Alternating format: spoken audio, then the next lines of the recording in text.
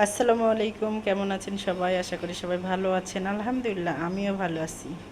এই যে দেখেন এটা কি দেখাচ্ছি, এটা আমার মাশরুম ঘরের একটা সাইনবোর্ড। তো এটা আমাকে উপজেলা থেকে পাঠাই দিছে। তো এটা এখন আমি খামারের উপর টাঙিয়ে দিব। তো সবাই বলবেন কেমন হয়েছে। আমি তো বলি যে আমি মাশরুম চাষ করি, হয়তো অনেকে বিশ্বাস করেন না। তাই এই যে আমার মাশরুম ঘরের নাম স্নেহা মাশরুম ঘর, আর উদ্যোক্তার নাম শাপলা আক্তার।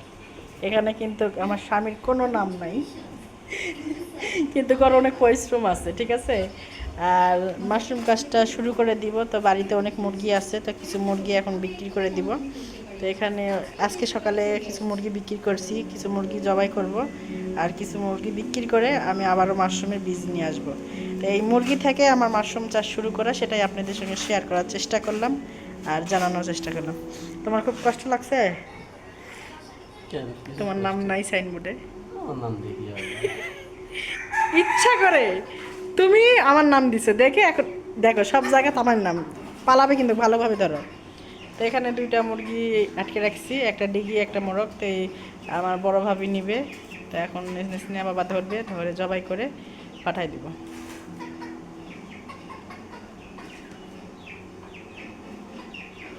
তো ধরো, এই তো দুইটা মুরগি এখানে ওজন দিলাম। তো মুরগির ওজন এখানে আসছে 1 কেজি 16 গ্রাম, না?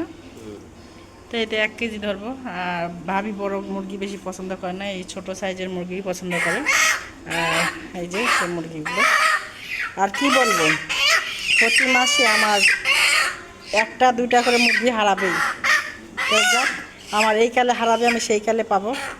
তো মুরগিগুলো জবাই করবো, কোন ভারী বাড়িতে কেউ নাই, জবাই করে মুরগিগুলো পাঠাই দেবো।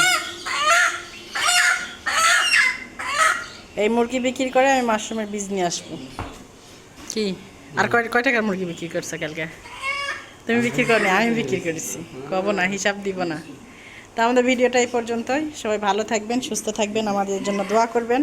স্নেহা মাশরুম ঘর পেজটা সবাই ফলো করবেন। স্নেহা মাশরুম ঘর দিয়েই বাংলাতে লেখা আছে, স্নেহা মাশরুম ঘর একটা পেজ আছে আমার, সেখান থেকে অবশ্যই ঘুরে আসবেন। তো সবাই ভালো থাকবেন, সুস্থ থাকবেন। আল্লাহ হাফেজ।